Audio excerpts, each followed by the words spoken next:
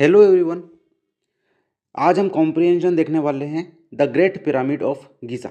Giza का महान pyramid. इस पैसेज के थ्रू इसके अंदर आने वाले सारे ग्रामर कॉन्सेप्ट और वोकेबलरी को हम देखेंगे और साथ में इससे बनने वाले हम लास्ट में कुछ क्वेश्चंस भी देखेंगे जैसे आपकी एग्ज़ाम में आते हैं अनसीन पैसेज या कॉम्प्रिहेंशन पैसेज से। तो शुरू करते हैं the great pyramid of Giza. The great pyramid of Giza, Giza का महान pyramid, is one of the world's, दुनिया के सबसे मोस्ट अमेजिंग लैंडमार्क्स, अद्भुत स्मारकों में से एक है। हम इसी तरह सेंटेंस को तोड़ तोड़ के पढ़ेंगे तो वो हमें पूरा समझ आ जाएगा।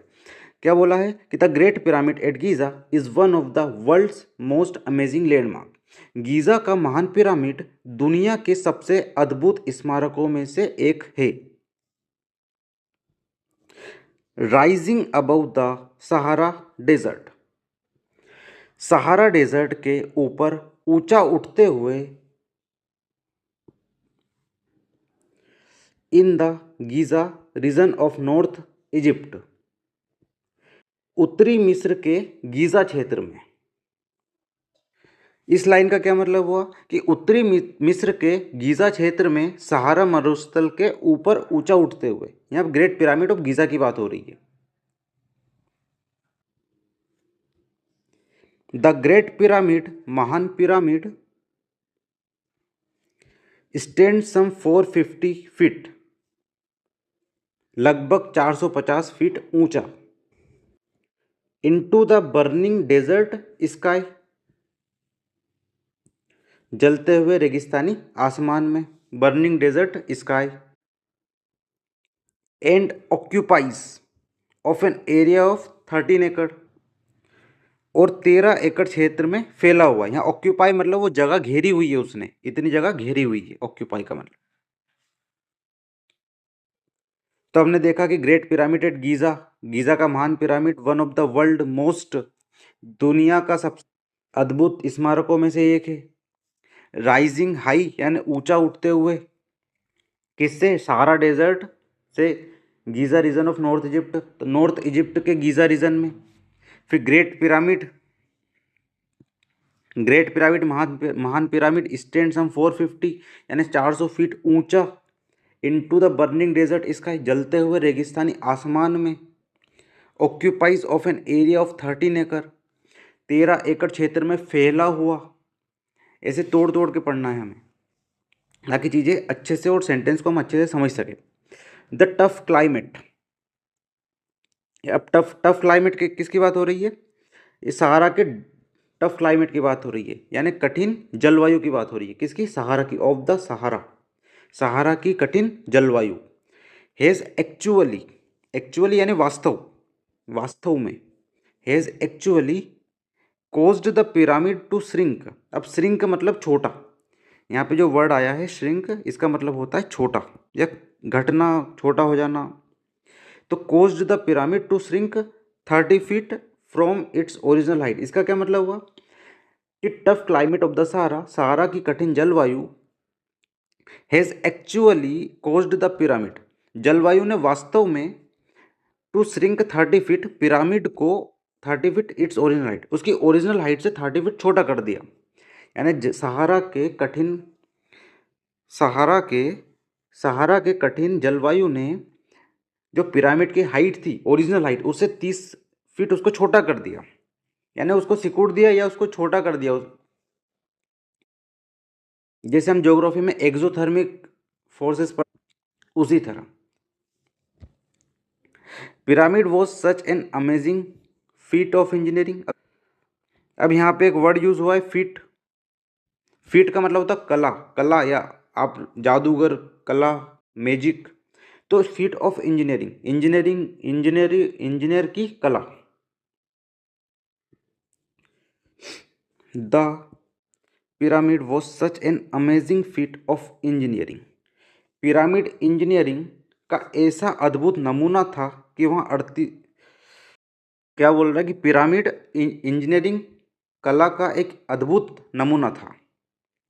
देट इट कि यहाँ देट इट कि यहाँ रिमेंड मतलब है, रिमेंड मतलब है, tallest structure in the world, tallest मतलब सबसे बड़ा, in the world for over 3800 years.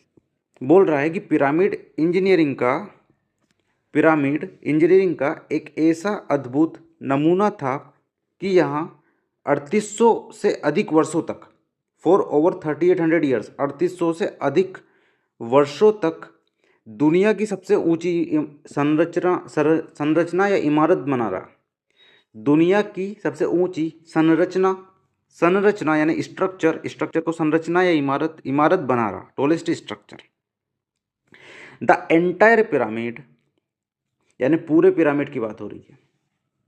क्या बोल रहा है? द एंटायर पिरामिड यानी पूरे पिरामिड की बात हो रही है। एंटायर मतलब कंप्लीट, एंटायर का मतलब होता है कंप्लीट।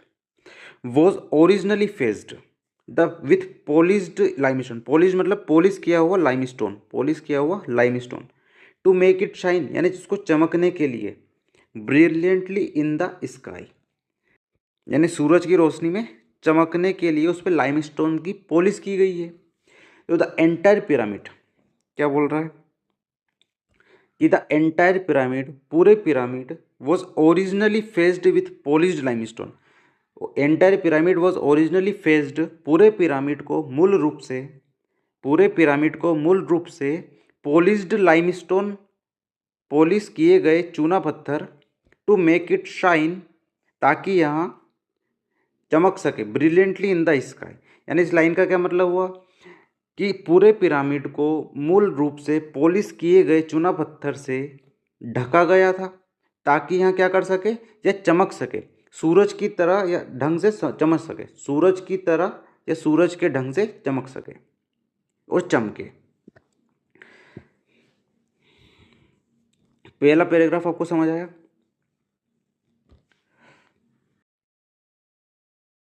तो हमने वोकेबलरी देखी, बर्निंग जलता हुआ, श्रिंक छोटा हो जाना या सिकुड़ सिकुड़ जाना, फीट एक तरह की कला, ऑक्यूपाई यानी वो उतनी जगह घेर रहा था, ऑक्यूपाई, टोलेस्ट बड़ा, entire complete, entire complete, shine चमक रहा था, ऑक्यूपाइज घेर रहा था, टोलेस्ट बड़ा। अब यहाँ पे एक ग्रामर का रूल यूज हो रहा है, देखते हैं। जब भी सेंटेंस में, जब भी सेंटेंस में वन ऑफ द आए, क्या आ जाए? वन ऑफ द, तो इसके बाद आने वाला वर्ड हमेशा प्लूरल फॉर्म में रहेगा। ये बात हमेशा ध्यान रखना कि आने वाला जो वर्ड है वो हमेशा किस फॉर्म में रहेगा? प्लूरल फॉर्म में रहेगा। वन ऑफ द के बाद आने वाला वर्ड प्लूरल फॉर्म में रहेगा। ये आपके आज का ग्रामर कॉन्सेप्ट है पहला। अब अगले पैराग्राफ देखते हैं। Most Egyptologist and scientists, most यानी अधिकांश, इजिप्टोलॉजिस्ट मिस्र शास्त्री, एंड साइंटिस्ट वैज्ञानिक, हु स्टडी एंशियंट इजिप्ट, जिन्होंने क्या किया है? एंशियंट इजिप्ट को पढ़ा है, समझा है। एग्री दैट, एग्री मतलब सहमत होना, एग्री मतलब सहमत होना, एग्री दैट सहमत है, दैट की ग्रेट पिरामिड, महान pyramid, was built around 2560 BC, यानी वो बना है या उसको तैयार किया गया है 2560 BC। अब यहाँ BC क्या है? BC मतलब बिफोर क्राइस्ट। आपने हिस्ट्री में पढ़ा होगा इसको कि BC मतलब बोलते हैं before Christ. It took, it took मतलब it took tens of thousands of, it took इसने लिए tens of thousands of worker, यानी क्या बताना चाह रहा है कि हजारों श्रमिकों को, वर्कर्स, 20 years टू बिल्ड, यानी 20 साल लगे इसको बनाने में, यानी इट टुक 20 years, इसको 20 साल लगे, tens of thousands of workers को, इसे बनाने में 1000 श्रमिकों को 20 साल लगे। The pyramid contains, the pyramid contains या pyramid belongs over 2 million stone blocks. इस लाइन का क्या मतलब हुआ कि पिरामिड में 20 लाख से अधिक पत्थर के ब्लॉक है, pyramid contains over 2 million stone blocks, यानी जो पिरामिड है उसमें 20 लाख से अधिक पत्थर के ब्लॉक लगे हुए हैं। ऑल्दो का मतलब होता है हालांकि, ये एक कंजक्शन है। तो हालांकि most of the blocks, most मतलब अधिकांश, तो ऑल्दो हालांकि मोस्ट ऑफ द ब्लॉक्स, अधिकांश ब्लॉक वे 2 और 3 टन्स, यानी अधिकांश जो ब्लॉक्स है उनका वजन बता रहा है 2 और 3 टन्स। और क्या बता रहा है कि some weigh up to 80 tons, यानी कुछ का तो 80 टन तक है। तो लास्ट लाइन है although most of the blocks, क्या है, although most of the blocks weigh 2 और 3 tons, some weigh up to 80 tons. अधिकांश, हालांकि अधिकांश ब्लॉकों का वजन 2 या 3 टन है, कुछ का वजन 80 टन तक भी है।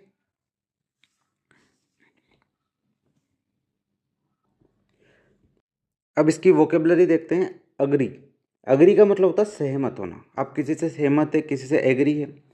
एग्री के साथ जो प्रिपोजिशन यूज होती है वो विथ होती है। आप किसी इंसान से एग्री है तो एग्री विथ। अगला है यहाँ पे 2 मिलियन। 2 मिलियन मतलब 20 lakh. 1 million, sorry, 1 million 10 lakh, 2 million 20 lakh. Although एक कंजक्शन है जिसका मतलब होता है हालांकि। आप जैसे वो यूज करते होंगे हालांकि।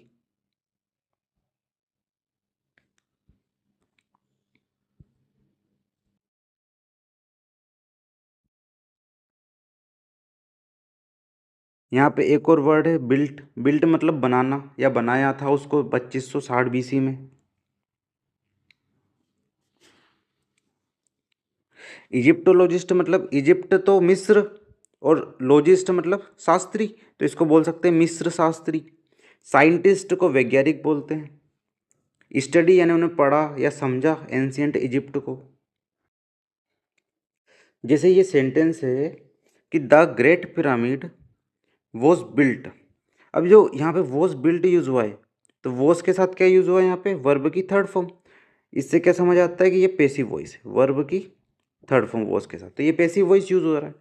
और पैसिव वॉइस यहाँ पे क्यों यूज हुआ, क्योंकि जो ग्रेट पिरामिड है वो खुद से तो बना नहीं होगा, उसको बनाया होगा, यानी कि काम किसी और ने किया, वर्क किसी और ने किया, इसलिए हमने यहाँ पे पैसिव वॉइस का यूज़ किया।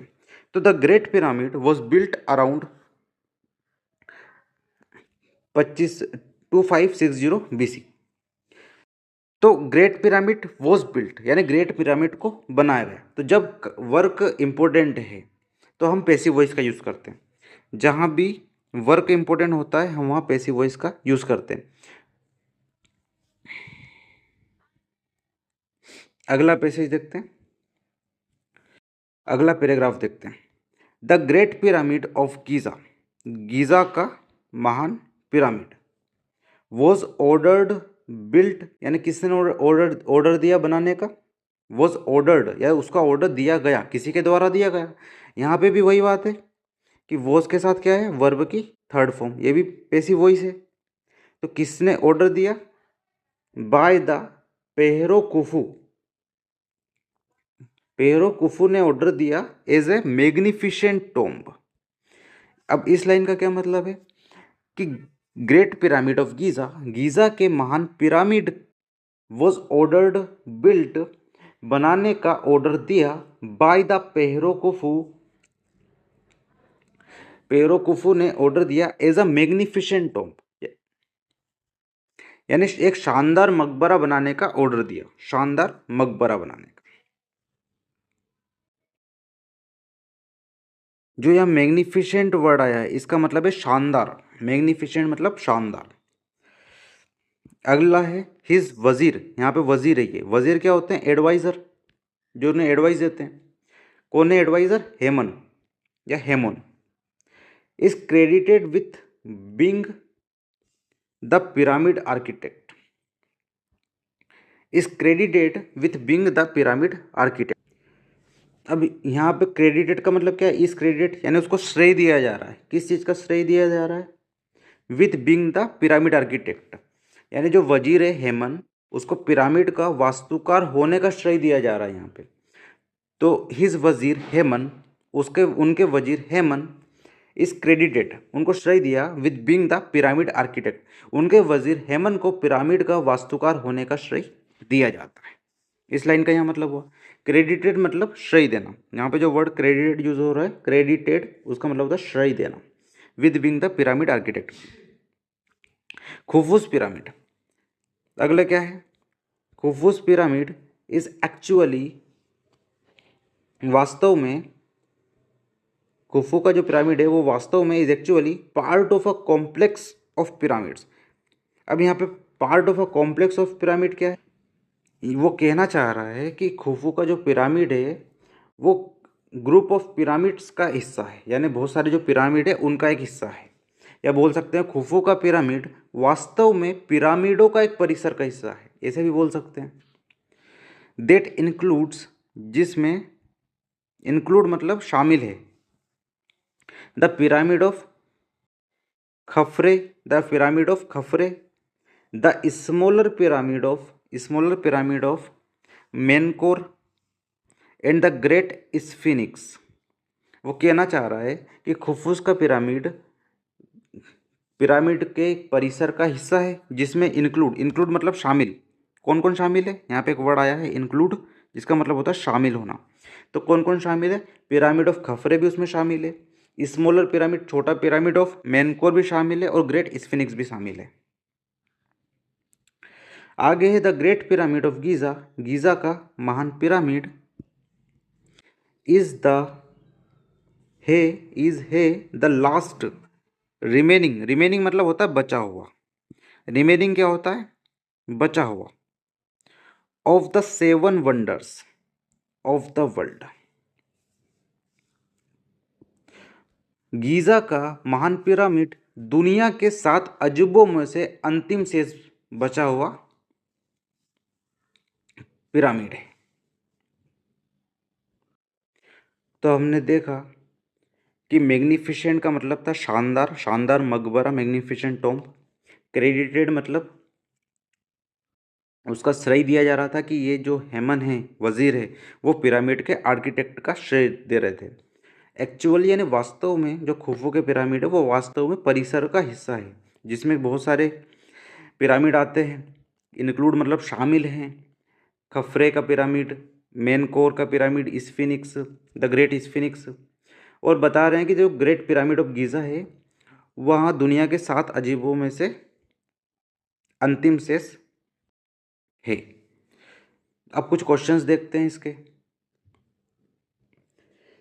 पहला क्वेश्चन है which of this does not house of the great pyramid. यहाँ house of the great pyramid आएगा, house of the great pyramid. अब डज नॉट बोल रहा है, डज नॉट यानी नहीं है, तो हमें ध्यान रखना है जो पैसेज में गीज़ा का यूज़ हुआ था, सहारा डेजर्ट भी था, नॉर्थ इजिप्ट, लेकिन साउदर्न डेजर्ट का कहीं भी उसमें इस्तेमाल, साउदर्न इजिप्ट का इस्तेमाल नहीं था। यानी जो हमारा आंसर है वो है साउदर्न इजिप्ट। अगला क्वेश्चन है how many stone blocks constitute the pyramid. Stone block के बारे में हमने पढ़ा था कि लगभग 2 या 20 लाख से ज़्यादा स्टोन ब्लॉक्स है। मैंने बताया था 2 मिलियन मतलब 20 लाख, 2 मिलियन मतलब 20 लाख, तो मोर देन 2 मिलियन से ज़्यादा स्टोन ब्लॉक उसमें यूज़ किए गए थे। अगला सवाल देखते हैं। अगला सवाल क्या है कि मोस्ट ऑफ द ब्लॉक्स, अधिकांश block in the pyramid weigh पूछा है कि हमने देखे थे कि अधिकांश तो जो थे वो 2 से 3 टन के थे अधिकांश, लेकिन उनमें से कुछ 80 टन तक के भी थे। क्या देखा था कि अधिकांश जो थे ब्लॉक वो 2 से 3 टन के भी थे, लेकिन कुछ उसमें 80 टन तक के भी वेट थे। अगला सवाल है which of the following definition best describe the meaning of complex. हमने देखा था परिसर कि उसके अंदर बहुत सारे पिरामिड आ रहे थे परिसर के अंतर्गत, तो वो सारे क्या आ रहा था, वो सब ग्रुप के बारे में बता रहे थे कि बहुत सारे पिरामिड उसके अंतर्गत या इंक्लूड हो रहे थे, शामिल हो रहे थे, तो वो ग्रुप की बात कर रहा था। यहाँ मटेरियल नहीं आएगा, पिरामिड नहीं आएगा, आर्मी नहीं आएगा, यहाँ आएगा ग्रुप। आसान है। अगला देखते हैं which of the following is false, हमें बताना है फॉल्स कौन सा है। तो द ग्रेट पिरामिड पहला है, the great pyramid is the last of the 7 wonders of the world. ये हमने लास्ट, आई थिंक शायद लास्ट लाइन यही थी सेम, कि ग्रेट पिरामिड जो था वो लास्ट 7 अजूबों में से लास्ट है। खुफू वॉज हेमंस वजीर एन आर्किटेक्ट। अगला पढ़ते हैं, the pyramid took tens of thousands of worker about 20 years to complete. ये भी हमने पढ़ा था कि उसको लगभग 20,000 वर्कर से ज़्यादा और 20 साल लग गए थे कंप्लीट होने में। और लास्ट है, हेमन वॉज खुफूस वजीर एन आर्किटेक्ट। ये हम पढ़ चुके हैं। जो हेमन है उसको क्या मिला था, उसको आर्किटेक्ट, पिरामिड आर्किटेक्ट का श्रेय मिला था, हमने क्रेडिट दिया था उसको, खुफूस। और ये खुफूस का वजीर भी था, लेकिन खुफू वॉज हेमंस वजीर नहीं था। हेमंस तो खुद एक वजीर था, हेमंत तो खुद एक वजीर था, और खुफू तो राजा था। तो ये जो सेंटेंस है ये गलत हो जाएगा। कौन सा सेंटेंस गलत हो जाएगा, सेकंड वाला सेंटेंस गलत हो जाएगा, क्योंकि यहाँ पे बोल रहा है हेमंस वजीर, हेमंस वजीर नहीं, हेमंत तो खुद एक वजीर ही था। तो सेकंड ऑप्शन गलत है। इसी तरह अगर हम पैसेज को बहुत आसानी से समझ के पढ़ें तो हम बहुत आसानी से सवालों के जवाब दे सकते हैं, हमें कोई तकलीफ नहीं होगी। लेकिन जब हमें पैसेज ही समझ नहीं आएगा तो फिर हम सवाल के जवाब कैसे देंगे।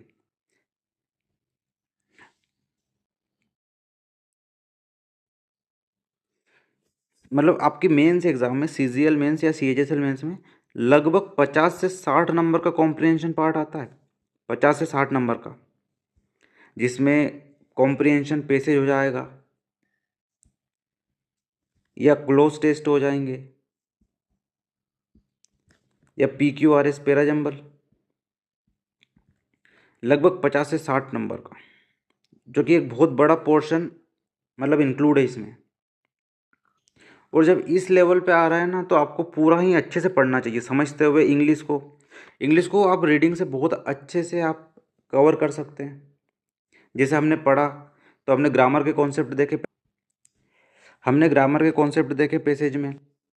हमने देखा कि वन ऑफ द के बाद प्लूरल आता है। जब हमने पैसिव देखा, कई बार वो एरर में पैसिव की जगह एक्टिव दे देता है, लेकिन आना पैसिव होता है, तो हमें एरर ही समझ नहीं आता कि एरर क्या पूछा है। एक्टिव पैसिव जरूरी थोड़ी कि एक्टिव पैसिव का वो लिख के ही देगा कि इसको एक्टिव है तो पैसिव में चेंज करो या पैसिव है तो एक्टिव में, वो एरर के थ्रू भी दे देगा। हमें समझना पड़ेगा कि ये जो सेंटेंस है पैसिव में ही होना चाहिए। तो इस चीज़ से मतलब आप पूरे कॉन्सेप्चुअल चीज़ों को कंप्लीट करोगे तो बहुत आसानी से चीज़ें हो जाएगी। बाकी आपको पूरा बेसिक से कॉन्सेप्चुअल पढ़ना है तो क्लासेस डेली यूट्यूब पे डली रही है, फाउंडेशन 2026-27 में। इतना मतलब आपने वो कर लिया तो कुछ करने की ज़रूरत नहीं है ग्रामर में। इतना तो पेड क्लास में भी नहीं मिलता होगा जितना मैं वहाँ आपको दे रहा हूँ। और जो बच्चे बिगिनर है, नए हैं, उनको तो डेफिनेटली क्लास करनी ही चाहिए, उनको तो क्लास डेफिनेटली करनी ही चाहिए फाउंडेशन 2026-27 की, जो यूट्यूब पे डल रही है डेली,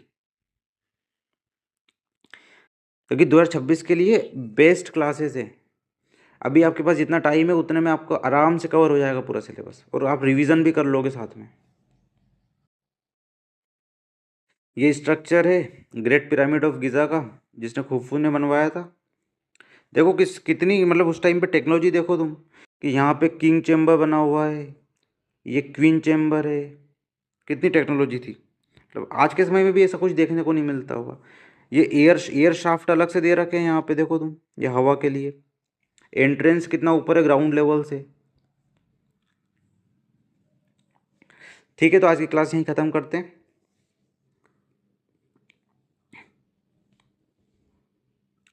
मिलते हैं नेक्स्ट क्लास में।